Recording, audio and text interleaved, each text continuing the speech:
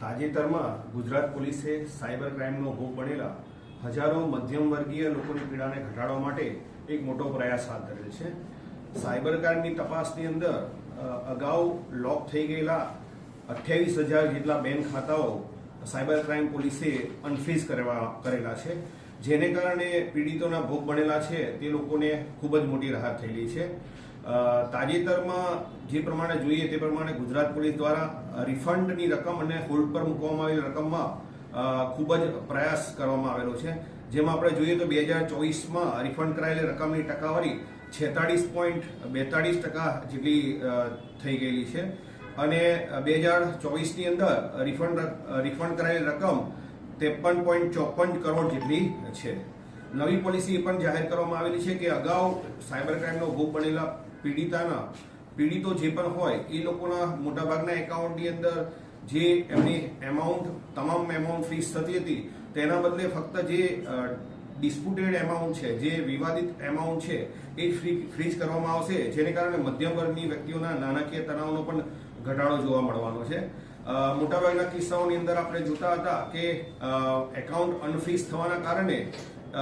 એની મોટાભાગની એમાઉન્ટ બીજો ઉપયોગ કરી શકતા ન હતા, પરંતુ હવે જેટલી પણ ડિસ્પ્યુટેડ એમાઉન્ટ છે એટલી જ થશે તો એ સિવાયની એમાઉન્ટનો ભોગ બનનાર છે ઉપયોગ કરી શકશે. અગાઉ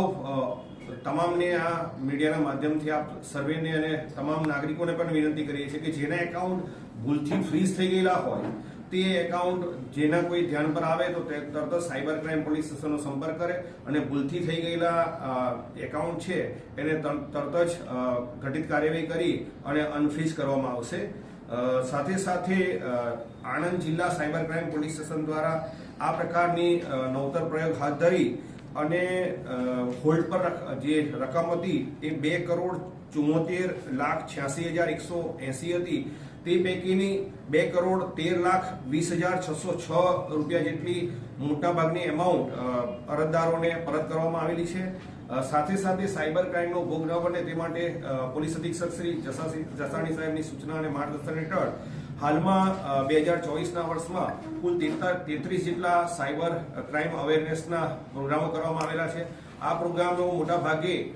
શાળા, સ્કૂલ, કોલેજો અને જે મોટાભાગના ફાઇનાન્શિયલ ફ્રોડનો ભોગ બને છે તેવા વ્યક્તિઓને કરવામાં આવેલા છે. આ